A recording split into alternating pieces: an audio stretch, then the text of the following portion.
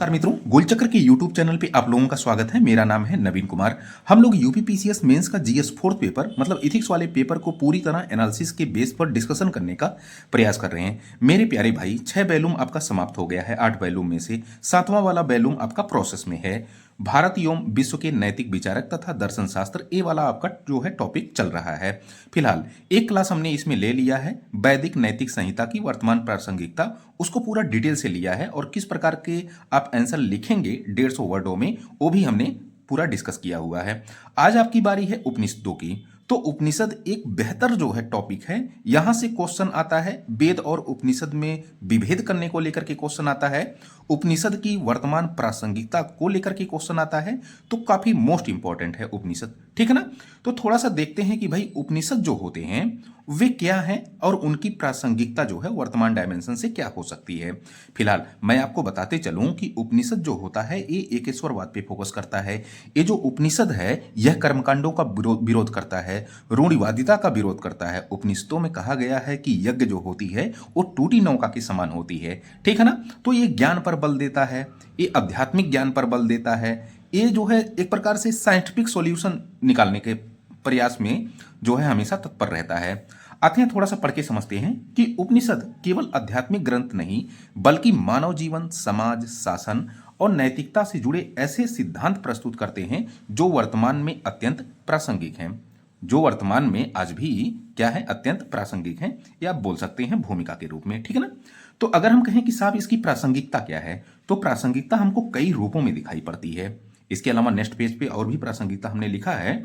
फिलहाल एक तो प्रासंगिकता जो है वसुधैव कुटुंबकम की, दूसरा सर्वे भवन्तु सुखना की, तीसरा अहिंसा एवं करुणा की, और चौथा आत्मसंयम की, पांचवा निष्काम कर्म मतलब की कर्तव्य जो है प्रधान जीवन की बात की गई है। फिर सत्य की प्रधानता, सत्यमेव जयते नाम सुना होगा आपने ना, हम बार बार ये लिखा जाता है प्रशासनिक स्तर पे। फिर समानता का सिद्धांत, इसके अलावा और कुछ जो है हम प्रासंगिकता देखेंगे। तो आते हैं एक एक करके विचार करते हैं कि आखिर वर्तमान डायमेंशन से किस प्रकार ये जो है उपनिषद प्रासंगिक हैं। पहला कि साहब जो महाउपनिषद है, महाउपनिषद में वसुधैव कुटुंबकम, वसुधैव कुटुंबकम क्या होता है, संपूर्ण विश्व एक परिवार होता है। इसका अर्थ होता है जब हमारे यहाँ G20 समिट हुआ था तो G20 समिट में यही जो है आपका ध्येय वाक्य रखा गया था, ठीक है, वसुधैव कुटुंबकम, ठीक है। इसका अर्थ होता है कि संपूर्ण विश्व एक परिवार है, मतलब कि जो पूरा 7 कॉन्टिनेंट है ना, इस 7 कॉन्टिनेंट पे जितने भी लोग हैं या कहीं पे जितने भी लोग हैं वो एक परिवार हैं। तो परिवार की भांति ट्रीट किया जाना चाहिए, ठीक है। तो जब एक देश से दूसरे देश में कोई पलायन करता है, शरणार्थियों की समस्या यहां से हल हो सकती है। यहां पर अंतर्राष्ट्रीय सहयोग आपको मिल सकता है। जलवायु परिवर्तन पर जो है लोग एक तरफ मतलब कि एक साथ आकर के कार्य कर सकते हैं। वैश्विक शांति को बढ़ावा मिल सकता है। तो ये सब इसकी प्रासंगिकता है। अब जरा देखना कि जो उपनिषद महाउपनिषद है यहीं से ये जो है वसुधैव कुटुंबकम का विचारधारा लिया गया है। भाई ये क्या होता है कि संपूर्ण विश्व जब एक परिवार होगा तो वैश्वीकरण जो ग्लोबलाइजेशन है उसको जो है बल मिलेगा। अंतर्राष्ट्रीय सहयोग, जलवायु परिवर्तन, वैश्विक शांति, मानवाधिकार और विश्व नागरिकता को ये प्रोत्साहित करता है, ठीक है ना। इसलिए वसुधैव कुटुंबकम की विचारधारा पे चलना आधुनिक मानवता का के लिए सबसे ज्यादा हितकर होगा। तो ग्लोबल गवर्नेंस की भावना को भी ये प्रोत्साहित करता है। तो ये आप जो है प्रासंगिकता के रूप में डाल सकते हो। दूसरी क्या प्रासंगिकता इसकी है, सर्वे भवन्तु सुखिना सर्वे संतु निरामया, ये है ना वाक्य। तो ये बृहदारण्यक उपनिषद से जो है शांति पर्व से लिया गया है, इसका शांति संहिता है वहीं से लिया गया है। खैर, सभी का कल्याण हो, और जब साहब सभी का कल्याण होगा तो हमारे यहाँ जो है इंक्लूसिव डेवलपमेंट का कार्यक्रम चलाया जाता है, समावेशी विकास का, मतलब कि हाशिए की अंतिम पायदान पर जब जो वर्ग खड़ा हो उसको विकास की धारा में लाने का प्रयास जब किया जाए तो वही कहे जाते हैं कि सर्वे भवन्तु सुखिना, सभी का जो है सभी का सुख हो, सभी का कल्याण हो, ठीक है। तो इसमें कल्याणकारी राज्य, समावेशी विकास, एसडीजी लक्ष्य, तो ये सब जितने भी डायमेंशन हो सकते हैं विकास की धारा के वो सर्वे भवन्तु सुखिना पर आधारित होते हैं, ठीक है। तो इसलिए इसकी प्रासंगिकता है ना कि सर्वे भवन्तु सुखिना की बात करता है। तो यहां से भारत सरकार जाकर के देख सकती है और फिर अपनी योजनाओं परियोजनाओं में उन चीजों को जो है शामिल कर सकती है जिसमें समावेशी विकास शामिल हो सके, ठीक है। अहिंसा और करुणा, अब यहां भी जरा देखना आप, ये बृहदारण्यक उपनिषद और छांदोग्य उपनिषद दोनों में अहिंसा और करुणा की बात की गई है।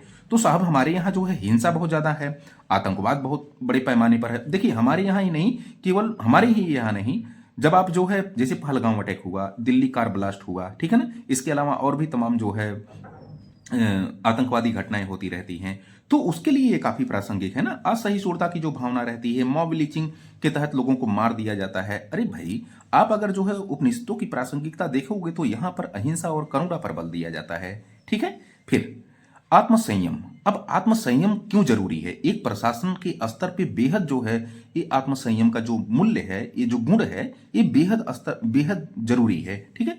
मतलब कि प्रशासनिक ईमानदारी, भ्रष्टाचार नियंत्रण, भावनात्मक बुद्धिमत्ता के लिए ये जो है आत्मसंयम का मूल्य होना बेहद जरूरी है। और ये आत्मसंयम का मूल्य कहां से मिल रहा है? उपनिषदों से मिल रहा है, इसलिए इसकी प्रासंगिकता नजर आती है।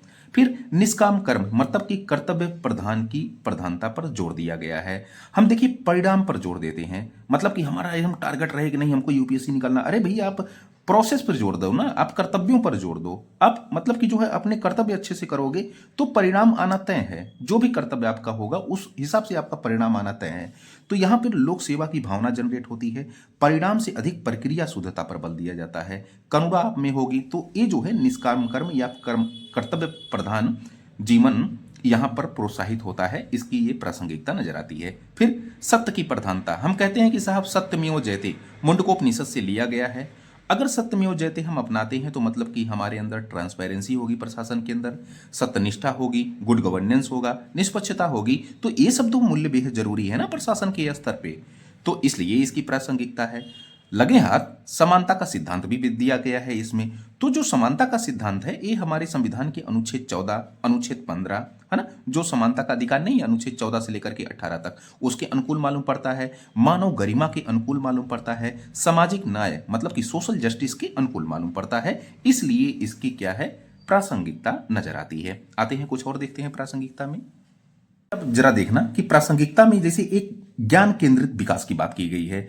मतलब आप उन चीजों को माने जो आपको जो है एक साइंटिफिक स्तर पे सही हो, या ज्ञान मतलब कि उसका हो कि हाँ ये क्या सही होता है, क्या गलत होता है। तो अज्ञानता से ज्ञान की ओर जो है प्रवाह होता है। अगर आप जो है इसको जो है ज्ञान केंद्रित विकास पर ध्यान में रखते हैं, तो ध्यान देते हैं, तो इसका लाभ क्या होगा? लाभ यही होगा कि साहब जो रूढ़िवादी परंपरा है, कर्मकांड है, इससे आप बच सकेंगे। उन परंपराओं का त्याग करें जो महिलाओं के सम्मान के विरुद्ध हो। आपका नैतिक एक जो है कर्तव्य भी बताया गया है, मूल कर्तव्य भी बताया गया है संविधान में, ठीक है ना। संविधान के भाग 4 का में कहा गया है कि उन परंपराओं का त्याग करें जो महिलाओं के सम्मान के विरुद्ध हो। तो साहब वही तो ये कह रहा है ना कि ज्ञान की तरफ आप जाइए, आप रूढ़िवादिता और जो है परंपराओं का त्याग करिए। तो मतलब हमारे संविधान के मौलिक कर्तव्यों को भी ये क्या करता है, सपोर्ट करता है। मानव पूंजी पर बल देता है। देखिए मानव पूंजी कब तैयार होती है? हम एक मानव हैं, ठीक है ना, पैदा हो गए, लेकिन जब हम पे जो है शिक्षा का प्रवाह होगा, जब हम पे स्वास्थ्य का प्रवाह होगा, बेहतर मेडिकल्स हमको मिलेंगे और बेहतर हमारा जो इन्वायरमेंट होगा वो बेहतर होगा, तो हम जो तैयार होंगे ना साहब, तो हम अपने व्यक्तित्व का विकास तो करेंगे ही साथ राष्ट्र में जो भूमिका निभाएंगे राष्ट्र के विकास के लिए वो अलग प्रकार की होगी। तो हम जो पूंजी, मानव पूंजी तैयार होंगे वो अलग प्रकार की होंगे। तो ये मानव पूंजी पर भी बल देता है चूंकि ज्ञान का विकास करता है, ठीक है। तो इसलिए इसकी प्रासंगिकता है। फिर त्याग एवं संतुलन। भाई आप अपरिग्रह पर जोर दीजिए, मतलब कि जो है इतना ही अपरिग्रह, मतलब कि त्यागना शायद होता है कि आप अपनी आवश्यकता भर ही संसाधनों का उपभोग करिए। ऐसा नहीं कि मतलब कि जो है कि आवश्यकता से ज्यादा आप संसाधनों का उपयोग करिए। तो इससे क्या होगा, धारणी विकास प्रभावित होता है। तो यहां कह रहा है कि त्याग एवं संतुलन पर जोर दीजिए। मतलब इससे क्या होगा, तेन तक तेन भुंजिता, ईसोपनिषद में कहा गया है। आय समानता पर बल देगी। देखिए अभी हमने पढ़ाया था कि जो है समझिए कि शीर्ष 1% लोगों के पास 40% देश की कुल संपत्ति का हिस्सा है। मतलब हम उस देश में जी रहे हैं कि जहां पर जो है उपनिषद हमारे यहाँ है, जहां हमारे यहाँ गीता है, जहां हमारे यहाँ वैदिक जो है संहिता है ना, आरण्यक है, उपनिषद है। ऐसी सारी चीजों के बावजूद अगर एक दुर्भाग्य की बात है कि 1% लोगों के पास जो है 40% देश की संपत्ति का हिस्सा है, कितने दुर्भाग्य की बात है। नैतिकता क्या हमारे वेदों और उपनिषदों और गीताओं में ही सीमित रह गई है या फिर व्यवहार में भी नजर आती है? नहीं साहब, व्यवहार में नजर नहीं आती है, चूंकि ये हमारी रिपोर्टें बताती हैं, ठीक है ना। तो इसलिए इसकी प्रासंगिकता है कि साहब अडॉप्ट करिए आप जो है उपनिषदों को। तो आय समानता पर बल देगी ये। भ्रष्टाचार पर लगाम, मतलब कि समझिए बात, 180 देशों में साला साला 96वां स्थान है करप्शन परसेप्शन इंडेक्स में इंडिया का। फिर इसके अलावा तो ये भ्रष्टाचार पर लगाम लगेगा। फिर सतत विकास एवं धारणीय विकास को प्रोत्साहन मिलेगा, मतलब कि आप जो है भौतिक संसाधनों का इस प्रकार दोहन करें कि आने वाली पीढ़ी पर किसी प्रकार का दुष्प्रभाव ना पड़े। ठीक है, तो इसको भी जो है प्रोत्साहन मिलेगा। पर्यावरणीय नैतिकता, तो कह सकते हैं कि आप अनुच्छेद 21, अनुच्छेद साथ ही साथ 48A, है ना, और इसके अलावा मौलिक कर्तव्य, हर व्यक्ति का यह कर्तव्य होगा कि वह अपने पर्यावरण को संरक्षित एवं संवर्धित रखे, तो ये सबको बल मिलेगा। ठीक है, इसलिए इसकी प्रासंगिकता है। तो अगर मैं कहूं कि साहब इसका निष्कर्ष क्या हो सकता है, तो निष्कर्ष एक बड़ा अच्छा आपको देना पड़ेगा कि उपनिषद आधुनिक भारत के संविधान, सुशासन, लोक सेवा, नैतिकता और वैश्विक मानवीय मूल्यों का दार्शनिक स्रोत है। ये आप निष्कर्ष दे सकते हैं। ठीक है, अब अगर हम कहें कि वेद और उपनिषद में क्या कुछ विभेद हो सकते हैं, पहला कि जो वेद होता है ये भौतिक सुख पर बल देता है। भौतिक सुख, ये मतलब कि जो है बहुत ज्यादा भौतिक सुख, जैसे धन पर, घर पर, कार पर, इस सब पर अगर आधुनिक हिसाब से देखें तो बल देगा। लेकिन ये आध्यात्मिक सुख पर बल देता है। ये कहता है कि ज्ञान पर जाइए, अध्यात्म पर जाइए। ठीक है, यहां पर जो वेद हैं, यहां पर बहुदेववाद, बहुदेववाद मतलब कि अंतरिक्ष के देवता, पृथ्वी के देवता, आकाश के देवता, आपको कई प्रकार के देवता मिलेंगे। ठीक है ना, यहां तक कि ब्राह्मणों के देवता अलग, शूद्रों के देवता अलग, बहुदेववाद की अवधारणा यहां पर। ठीक है, यहां पर एकेश्वरवाद नहीं, एक वह एक है, इकहरा है, उसी में सभी शक्तियां जो है उसी से उत्सर्जित हो जाती हैं, उसी में समाभूत हो जाती हैं। ठीक है ना, पर्वत, पठार, वन सभी उसी में जो है उसी से उत्सर्जित होते हैं, सभी उसी में समाभूत हो जाते हैं। दैट इज एकेश्वरवाद। ठीक है, अब यहां पे जरा देखना कि ये जो वेद है ये नैतिकता बहिर्मुखी इसकी होती है, मतलब कि अरे उसके साथ गलत हुआ, मतलब सहिष्णुता की भावना इसमें रहती है। नहीं, यहां पर नैतिकता अंतर्मुखी होती है, वो आत्मिक रूप से पीड़ित होता, बेचारा दुखी होता है कि नहीं उसके साथ गलत हुआ, और वो प्रयास करेगा करने के लिए। उपनिषद कहता है कि आप उसके लिए प्रयास करिए, यहां कहता है कि आप अभिव्यक्त कर दीजिए कि अरे उसके साथ दुख हुआ। नहीं, उसके साथ दुख हुआ, कैसे हुआ, थोड़ा सा देख लें, उसका हल क्या हो सकता है। ये जो है आप उपनिषद, तो मैं बताऊं कि उपनिषद किसी का तोड़ ही नहीं, पूरे ब्रह्मांड, पूरे पृथ्वी पर इससे बड़ा, उपनिषद से बड़ा कोई ग्रंथ ही नहीं हो सकता। ठीक है, खैर, कर्मकांडी परिणाम, कर्मकांडीय प्रावधान इसमें शामिल होते हैं, यज्ञ, पूजा, एन तेन, प्राकेण, तमाम चीजें। इसमें कहता है नहीं, कर्मकांड को जो है आप दूर रहिए, इसमें ब्रह्म की अवधारणा पर बल दिया जाता है। यहां तक कि इसमें जो है यज्ञ को टूटी हुई नौका के समान बताया गया है, और कहता है कि जिसका जो भवसागर पार ही नहीं कर सकती, यज्ञ को बताया गया है। यज्ञ को एकदम निष्क्रिय तत्व बताया गया है। ठीक है, यहां पर देखिए कि जो वेद है यह गृहस्थ आश्रम पर प्रमुखता पर बल देता है। गृहस्थ आश्रम मतलब कि जो है घर में रहिए, दंपत्ति रहें और बच्चा पैदा करें और आगे पीढ़ी दर पीढ़ी ये चलता रहे। नहीं, ये कहता है संन्यास आश्रम, ज्ञान आश्रम, इन पे जो है बल देता है। ठीक है, अब यहां पर धर्म, अर्थ, काम पर बल दिया जाता है। धर्म, अर्थ मतलब कि जो है खूब धन कमाइए, काम मतलब कि आपके अंदर जो है कामना होनी चाहिए, इच्छा होनी चाहिए, है ना, कामुकता होनी चाहिए, इस पर जो है बल देता है। यहां पर मोक्ष पर बल देता है। ठीक है, इन सबसे दूर हो जाइए एकदम बिल्कुल मोक्ष की तरफ। तो ये आप देख सकते हैं कि वेद और उपनिषद में किस प्रकार के विभेद हो सकते हैं। आते हैं नेक्स्ट, यहां पे देखना जरा आप कि गीता उपदेश जो है उसको लेकर के थोड़ा सा हम चर्चा करेंगे कि गीता उपदेश क्या क्या कहा गया है गीता में भगवान कृष्ण के द्वारा, और साथ ही साथ इसकी प्रासंगिकता और वर्तमान परिदृश्य के हिसाब से इसका हम मूल्यांकन भी करेंगे, कुछ आलोचना भी करेंगे। ठीक है ना, तो थोड़ा सा देखते हैं, चूंकि जो है आलोचनात्मक मूल्यांकन या फिर वर्तमान मूल्यांकन करने को लेकर के क्वेश्चन पूछा गया है, तो आप सारी बातें सकारात्मक ढंग से ही नहीं पेश कर सकते हैं, कुछ जो है आपको तार्किकता के आधार पर मूल्यांकन करना पड़ेगा। फिलहाल अगर मैं आपको बताते चलूं कि जो गीता उपदेश है ये महाभारत के भीष्म पर्व से गीता का उपदेश भगवान कृष्ण के द्वारा अर्जुन को दिया गया है। ठीक है, तो खैर आते हैं थोड़ा सा इसको भगवत गीता को देखते हैं। तो भगवत गीता केवल धार्मिक ग्रंथ नहीं बल्कि एक व्यवहारिक जीवन दर्शन और नैतिक मार्गदर्शिका है। एक बार और ध्यान से सुनिए, भगवत गीता केवल धार्मिक ग्रंथ नहीं बल्कि एक व्यवहारिक जीवन दर्शन और नैतिक मार्गदर्शिका है, जो आज के किसमें प्रशासन, नेतृत्व, लीडरशिप और व्यक्तिगत जीवन, पर्सनल लाइफ में ये समान रूप से प्रासंगिक है।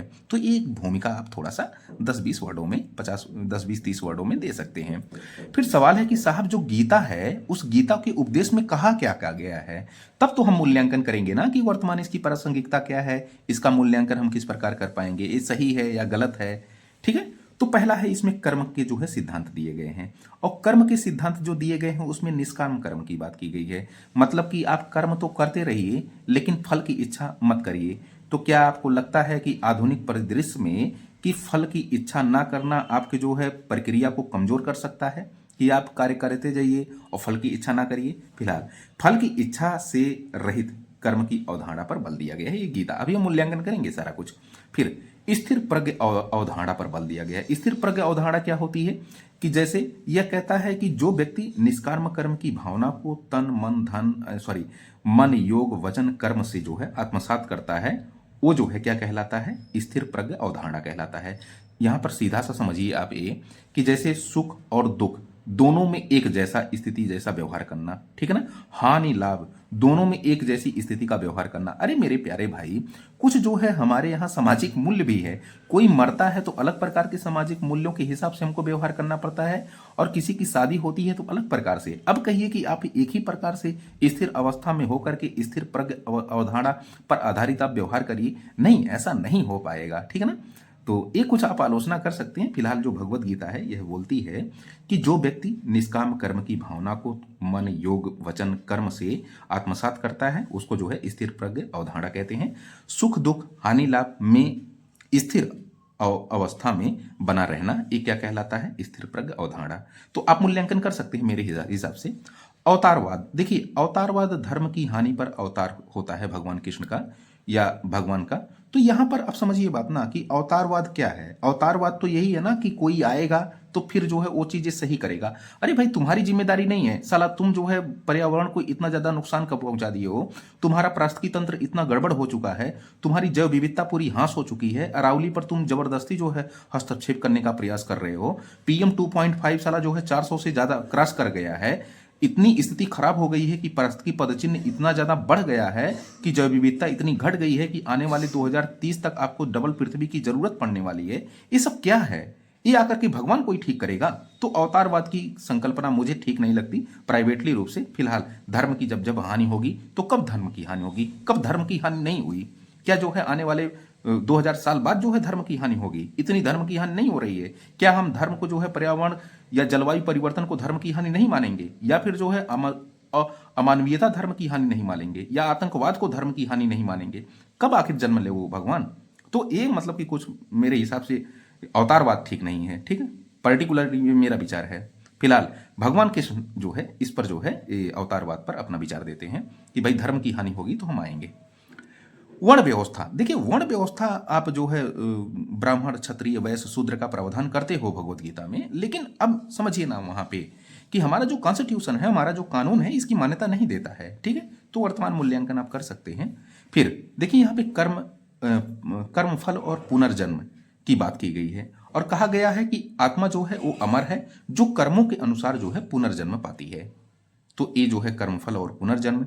मोक्ष, मोक्ष कब मिलता है? ज्ञान कर्म और भक्ति, इन तीनों में से कोई भी अगर एक होगा तो आपको मोक्ष प्राप्त हो सकता है। अगर तीनों होगा तो वाह वाह, ठीक है। तो ये मोक्ष की अवधारणा। आते हैं कुछ और देखते हैं। अगर हम ये कहें कि गीता की प्रासंगिकता या मूल्यांकन आपको करना हो तो किस प्रकार आप करोगे? पहला हमने निष्काम कर्म को लेकर के किया है, दूसरा स्थिर प्रज्ञा को लेकर के, तीसरा जो है वर्ण व्यवस्था, और चौथा अवतारवाद वगैरह को लेकर के, ठीक है ना। तो यहां पर जरा देखते हैं कि गीता का निष्काम कर्म आज के लोक सेवा, नैतिक पेशेवर नैतिकता और तनाव मुक्त कार्य संस्कृति के लिए अत्यंत प्रासंगिक है, क्योंकि यह कर्तव्य निष्ठा और प्रक्रिया की शुद्धता पर बल देता है। यहां तक तो समझ में आता है कि एक पॉजिटिव डायमेंशन आप लिए हैं साहब। फिर जबकि आधुनिक कार्य संस्कृति एवं प्रतियोगिता में फल त्याग व्यवहारिक प्रोत्साहन को कमजोर करता है और प्रदर्शन मापन में कठिनाई उत्पन्न करता है। ये बताइए, आपका बच्चा जो है फर्स्ट आना चाहिए, प्रक्रिया क्या हो, नथिंग मैटर, ठीक है ना। यहां पर आप जो है DM बनिए, SDM बनिए, लेखपाल बनिए, आप पैसा देकर बनिए या फिर जो है पढ़ के बनिए। भाई भगवत गीता है तो ये तो कह रही है कि पढ़ के बनिए, प्रक्रिया की शुद्धता पर बल दे रही है। लेकिन आज का जो आधुनिक मानव है वो परिणाम पर बल दे रहा है। हाँ, लेखपाल बन गया ना, ये इंपॉर्टेंट है, पढ़ा नहीं पढ़ा नथिंग मैटर, ठीक है। तो यहां पर आप देख सकते हैं कि वर्तमान मतलब कि जो मापन में कठिनाई आपको उत्पन्न होगी, चूंकि वर्तमान मापन ये परिणाम पर बल देता है कि परिणाम आया कि नहीं आया, ठीक है। लेकिन भगवत गीता ये जो है प्रक्रिया की शुद्धता पर बल देती है। फिर स्थिर प्रज्ञ, स्थिर प्रज्ञ जैसे वही मैं कहना चाह रहा हूं कि पूर्णतया स्थिर प्रज्ञ होना भले ही संभव ना हो, क्योंकि सुखों और दुखों में सामाजिक मूल्य हावी होते हैं, पर हाँ ये नकारात्मक तथ्यों से बचने में मदद मिल सकती है इससे। फिर वर्ण व्यवस्था, वर्ण के अनुसार स्वधर्म की अवधारणा अब प्रासंगिक नहीं है, क्योंकि हमारा कानून और हमारा संविधान इसको मान्यता नहीं देता है। अवतारवाद एवं मोक्ष की अवधारणा, ये भी अब प्रासंगिक नहीं है, इसको हमने पूरा डिटेल से डिस्कस भी किया है। तो आते हैं थोड़ा सा गीता उपनिषद को लेकर के थोड़ा सा क्वेश्चन देखते हैं कि किस प्रकार के क्वेश्चन पूछे गए हैं। देखना जरा, पहला वाला क्वेश्चन है कि उपनिषदों की वर्तमान प्रासंगिकता पर टिप्पणी कीजिए। यूपीपीसीएस का क्वेश्चन है, आपको लिखना है, ठीक है ना, 150 वर्डों में। फिर उपनिषद और वेद के मध्य जो है, वेदों के मध्य, ये भी भेद करना है। यूपीपीसीएस का क्वेश्चन, ये भी आपको लिखना है। फिर भगवत गीता की प्रमुख उपदेशों की चर्चा कीजिए, ये भी आपको लिखना है। सारा कुछ हमने डिस्कस किया है। भगवत गीता का आधुनिक परिस्थितियों के अनुसार मूल्यांकन करें, ये भी आपको लिखना है, ठीक है। तो सब यूपीपीसीएस का क्वेश्चन है, सारा कुछ आपको लिखना है, ड्राफ्टिंग करनी है, कीवर्ड पर पकड़ बनानी है, ठीक है। तो उम्मीद है कि सारी चीज़ें आपको पसंद आ रही होंगी। आज के लिए फिलहाल इतना ही करते हैं, कल मिलते हैं जैन या बौद्ध धर्म को लेकर के पूरा वर्तमान प्रासंगिकता के हिसाब से मूल्यांकन करने वाले हैं। तो पढ़ते रहिए, मस्त रहिए और प्रक्रिया अपनी बेहतर रखिए। Thank you so much.